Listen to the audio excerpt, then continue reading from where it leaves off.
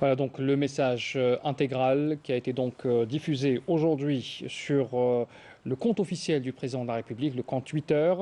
Alors pour revenir sur ce message et pour essayer de comprendre et décortiquer et bien sûr parler de manière plus profonde sur le contenu de ce message et peut-être aussi sur le contenant, c'est très important aussi. Brahim Zitouni, vous êtes analyste politique, vous êtes avec nous sur ce plateau.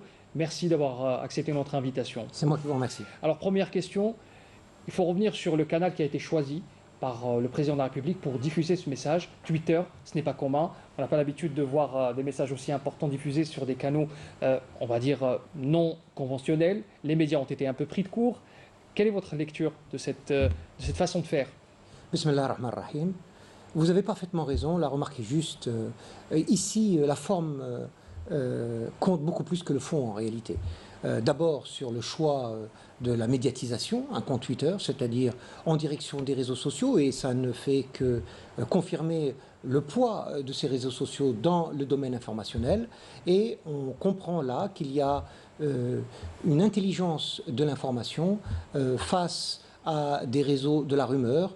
Il y a nécessité d'aller vers ces réseaux avec une information de la véracité. Ça, c'est la preuve qu'il y a aussi, dans la forme toujours, une nouvelle modernité de la communication qui est donnée par le président de la République. C'est un homme de son temps, c'est un homme moderne qui comprend parfaitement les canons de la communication. Cela nous change énormément des communiqués lapidaires de la présidence. C'est un homme qui se présente sans phare, qui se présente sans déguisement, de façon transparente à son peuple pour lui dire « Voilà, quel est mon état?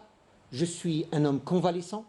Je me remets de ce qui m'a atteint, je crois en Dieu, je crois en l'avenir de notre peuple. » Justement, vous me tendez la perche, il avait cité à plusieurs reprises l'intervention de Allah et dans son processus de guérison, dans toutes ces démarches qu'il avait entreprises depuis sa convalescence, c'est important le côté spirituel de le mettre en avant et ce souci aussi, vous me tendez également cette perche par rapport à l'utilisation des réseaux sociaux et de toucher directement le citoyen, l'Algérien qui a justement accès à l'information directement sans passer par le média? Encore une fois, la forme ici est plus importante que le fond. Il n'y a pas de costume présidentiel, il y a juste un pull vert. C'est un homme convalescent qui indique son état au peuple. C'est important dans la mesure où il y a eu beaucoup de discussions, de commentaires autour de l'état de fake santé, news aussi. de fake news autour de l'état de santé du président de la République. Il démontre de façon magistrale et de façon surprenante qu'il est en pleine possession de ses moyens et tout à fait en capacité d'intervenir. Le côté spirituel est extrêmement important, en effet. Je crois qu'il y a un message à plusieurs niveaux. Il y a un message spirituel avant tout. Il accepte la volonté divine, y compris la volonté divine de lui donner la guérison. Le deuxième aspect, c'est que c'est un hommage à la force spirituelle du peuple algérien lorsqu'il dit, par exemple, que l'Algérie est beaucoup plus forte qu'elle ne l'est. N'allez pas chercher des explications du côté de la géostratégie, des militaires, des rapports de force, rien de tout ça.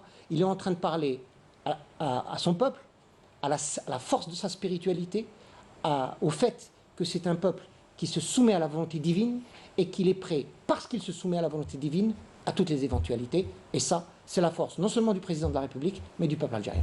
Brahim Zitouni, on revient sur le contenu maintenant, sur ce qu'a dit le président. Le fait de suivre de manière régulière, c'est un message important, d'être au fait de tout ce qui se passe en Algérie. Comment vous qualifieriez, vous, cette forme d'assurance et ce côté rassurant aussi? C'est important. Alors bien que nous voyons sur les images un président qui est amaigri parce qu'il sort d'une maladie, qu'il est convalescent, il y a une vigueur dans les orientations politiques renouvelées. D'abord, il dit à tous, ma priorité, c'est le politique et le social. Quand il aborde les aspects économiques, il parle de maîtrise budgétaire. Il n'est pas du tout en train de détailler un catalogue de mesures économiques. Il dit, je tiens la maison, les cordons de la bourse sont serrés, personne ne passera l'hiver au froid. Voilà ce qu'il est en train de dire. Mais en même temps, il est en train de dire que la priorité, elle est politique, avec le code électoral. Nous allons vers des élections législatives.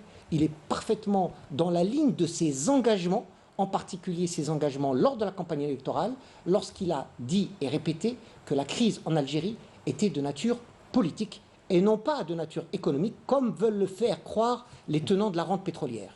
La crise est politique et sociale, et c'est pour ça qu'il donne un tempo politique à son message.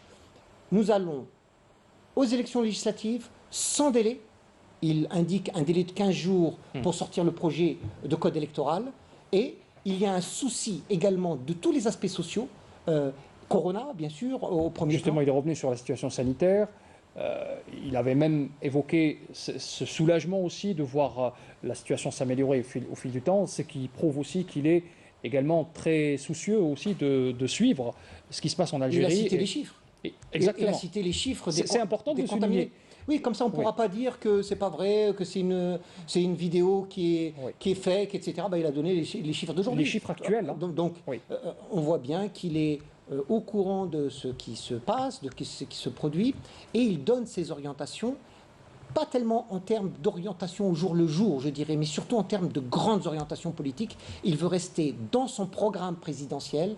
Il est l'homme des 54 engagements, et il veut démontrer que ces 54 engagements seront tenus et que, Inch'Allah, il terminera son mandat présidentiel avec la clôture de l'ensemble de ces 54 engagements. Brahim Zeitouni, analyste politique, merci. Merci d'avoir été avec nous et d'avoir décrypté ce message important qui nous vient donc de la présidence de la République. Le président de la République qui s'est exprimé, je le rappelle, encore une fois, sur son compte officiel Twitter.